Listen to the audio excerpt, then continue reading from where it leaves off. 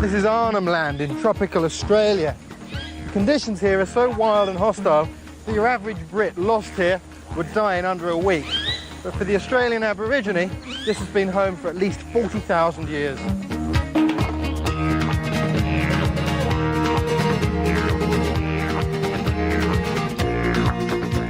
The rock paintings in this ancient art gallery show us how they've survived through that time by their knowledge of the local animals and plants. I've come here to see that knowledge in action and discover how they handle the dangers.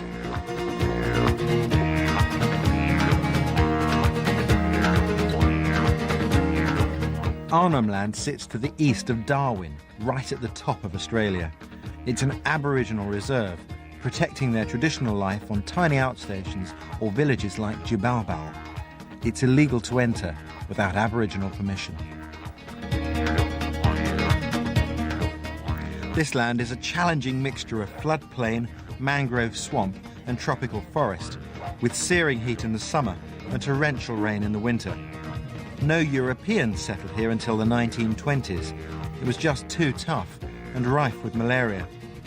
So the Aborigines lived in their outstations relatively undisturbed, and their skills have survived intact.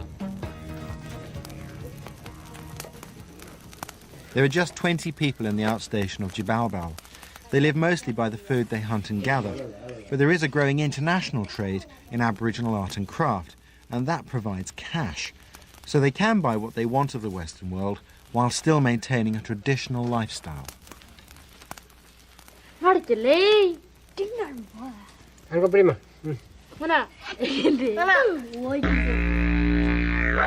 need 4 things to survive any climate: shelter, food, fire, and clean drinking water. Finding that here is perhaps the most crucial and potentially dangerous job of them all. Temperatures are high. They can reach 30 degrees all year round, with crippling humidity in the wet season. Water is essential. Heat exhaustion can kill you in a matter of hours.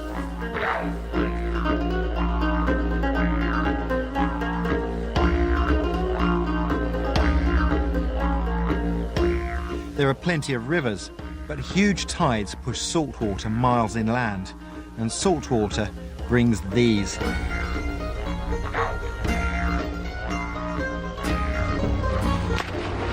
Saltwater crocodiles are both dangerous and intelligent. I've been told not to use the same path down to a river more than once.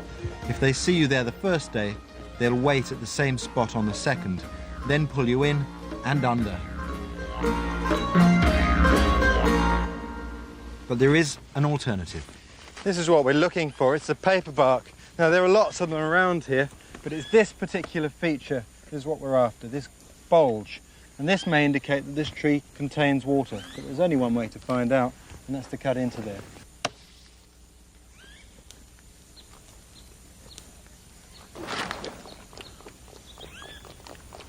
That's incredible. It's even quite sweet. Now that's safe water because the tree itself has filtered all the impurities and bacteria out of it.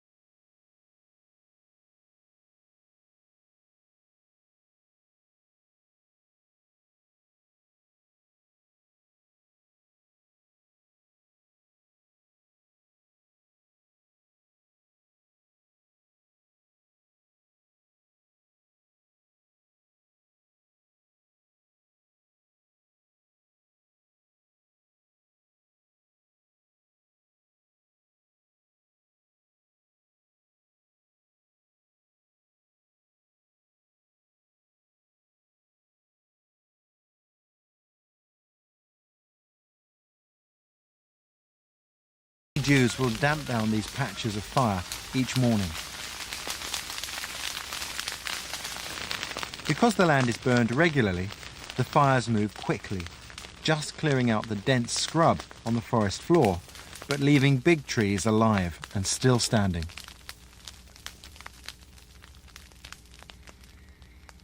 For the Aborigines, this technique has many benefits. It may look destructive, but it's not. It's actually essential for regenerating plant life. These succulent new growths are going to entice game, such as wallabies, into this area. And with the dead vegetation burned away, hunting becomes much easier. It's a debatable technique, but the fires also act as signals.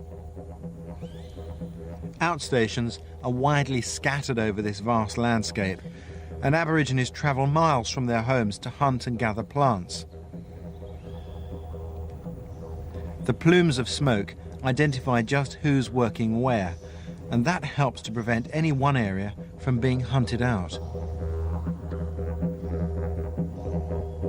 But if you're going to survive up here for more than a few weeks, you're going to need to find protein, and that means hunting or fishing. What do you reckon, Johnny? Do you think this one will make a good spear?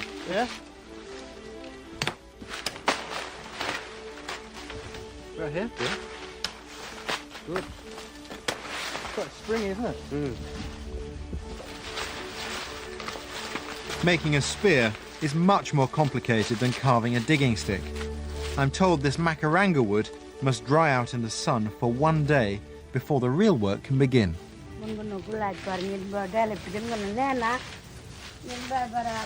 For the Aborigines, their land is like a superstore. It holds just about everything they need, and although the isles stretch for hundreds of miles, they know exactly where and when to find what they want. The women go out gathering every day. They do grow a few plants in gardens closer to home, but tasty water lilies flourish in wet, swampy ground, so they'll travel to find them. Gathering is hard work, so some are eaten on the spot. The rest, though, will be carried home to feed the outstation. This morning, it's back to the macaranga spears. The first step is to get them hot. That makes them pliable so the bends can be straightened out. And because most of the moisture inside the sticks was evaporated in the sun, these spears will stay straight when they cool.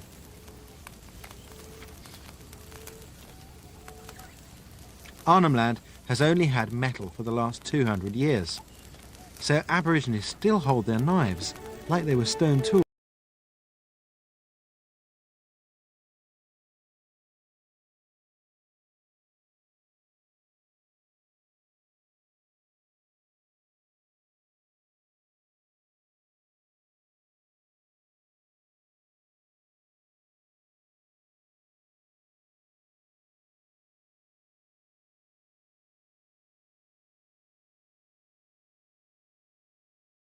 Placed the traditional hardwood prongs, and the binding is now done with fishing lines instead of banyan fibres.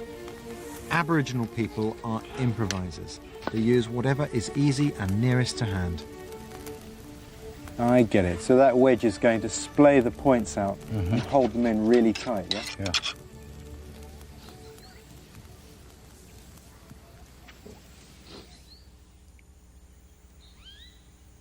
Aborigines are the only people legally permitted to hunt inside Arnhemland. It's dangerous. They're fishing for barramundi, and wherever you find them, you find crocodiles. So you've got to keep your eyes open. I've heard tales of a croc 8 meters long. While the boys are fishing, they've asked me to collect some things they're going to need for the cooking, which includes some of this termite mound.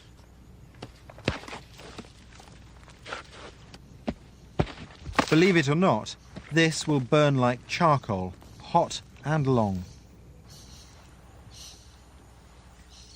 I'm also going to need a bit of this paper bark.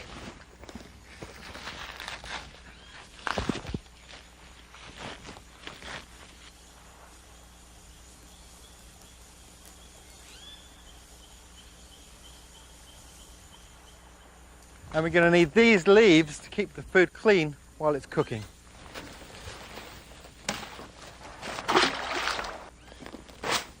We're going to make a traditional steam oven, and we're cooking catfish and long-necked turtle. The fire is loaded with termite mound, and once it's hot, the embers are spread out to make a good wide base to the oven. The leaves will stop the food getting dirty and give a good flavour.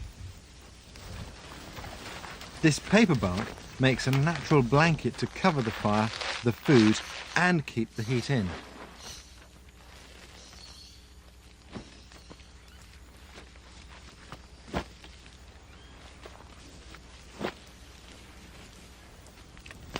And finally, soil seals the entire oven so that the food inside will steam as the embers smoulder.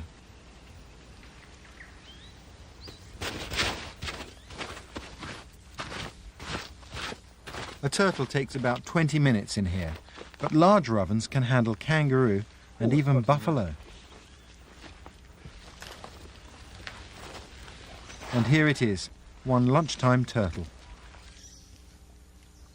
This type of cooking is a lesson in simplicity. There's no fussy preparation, and by steaming the food, they preserve most of the nutrients. Cheers, Johnny.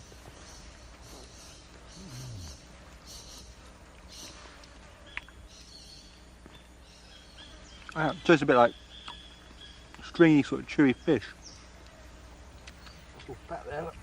The beauty of this oven is that it's tailor-made for a life in the bush. If you're hunting far from home, you can make it anywhere, anytime. The Aborigines were semi-nomadic people, and that meant they had to be able to put up shelters to protect themselves from rain and from insects.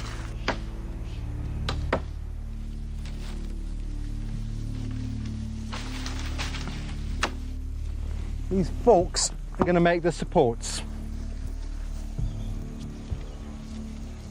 There's very little discussion on a project like this. They just get on with it. But then, it's a familiar task. They only stopped living in these shelters in the 1970s.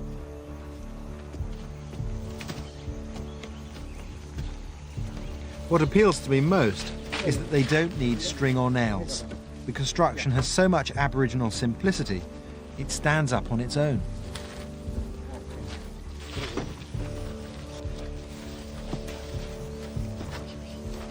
For the roof, we're going to need some paper bark.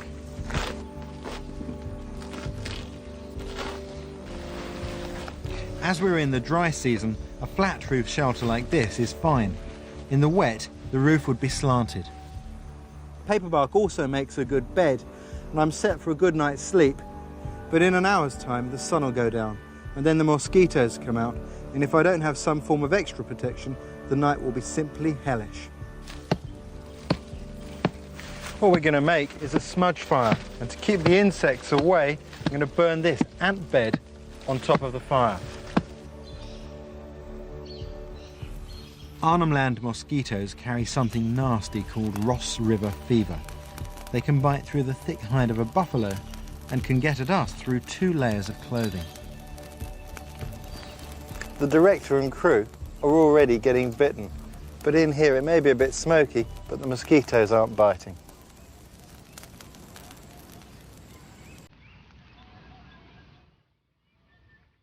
I couldn't help wondering, though, if I'd wake up like that cooked turtle.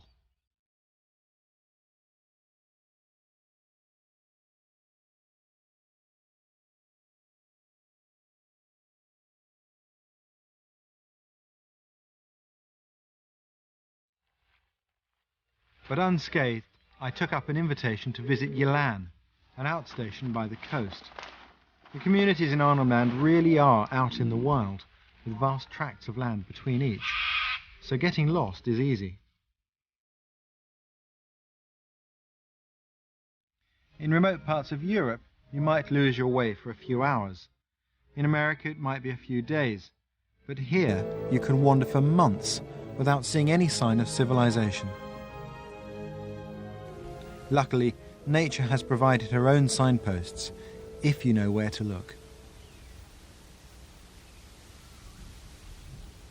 We call these magnetic termite mounds. They're not actually magnetic, but they do act like a compass needle pointing north, south. And the reason for that is that this face is aligned to get the morning sun in the east and the evening sun in the west. If you point your compass along them, it's remarkable how accurate they are. If you lose your compass out here, that can be a really useful guide to help you find your direction. And if you do spot anyone, you can use the strength of the sun to signal for help, with a mirror. Round here, it's better than lighting a fire to attract attention. People would think you were burning the scrub and leave you well alone.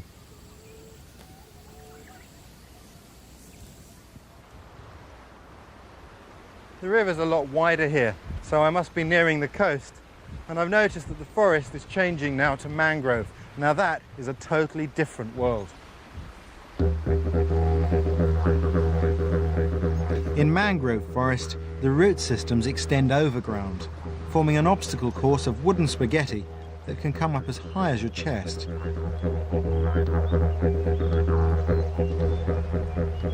But this doesn't deter the experts, because mangroves are also teeming with food. One of the favourites here is the teredo or mangrove worm, which I'm promised tastes better than it sounds. The little hole here, that's the sign that there's mangrove worms in there. So they actually live in the wood and not in the mud? Not in the mud, they actually live in the wood. So how do you get at them?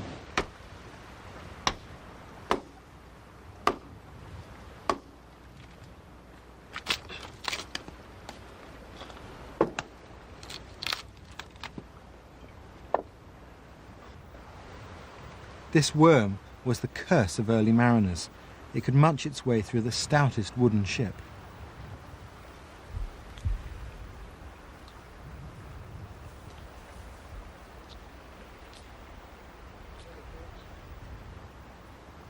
I'm told they're a delicacy, but I'm really not convinced. What's it taste like, Rex? Salty. Salty.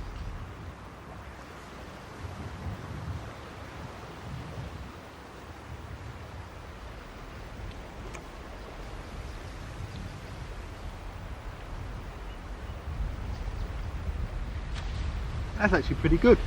I'm surprised. This is the bit you don't eat. It's the hard shell. It's actually a mollusk that bores its way into the wood. And I'll be quite honest with you, I thought it was going to taste revolting, but it doesn't. It tastes like crab pate, and I wouldn't mind eating another one.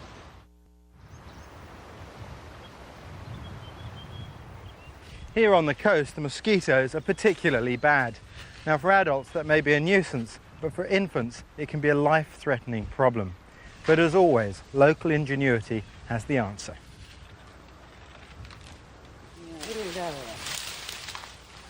This time it's the pandanus tree that comes to the rescue. The long stringy leaves contain fibres that make a unique mosquito net.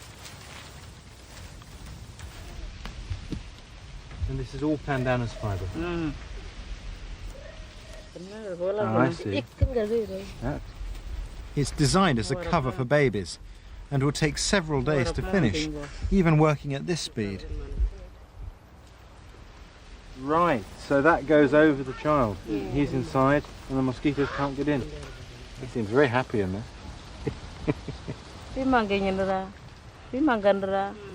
That's ingenious.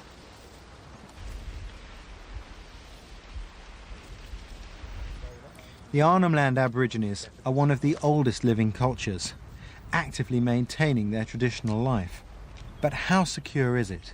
That's depend on our young ones actually, and how we as an elder or our old people try and influence our young ones to sort of take on more responsibility in looking after our cultural life basically.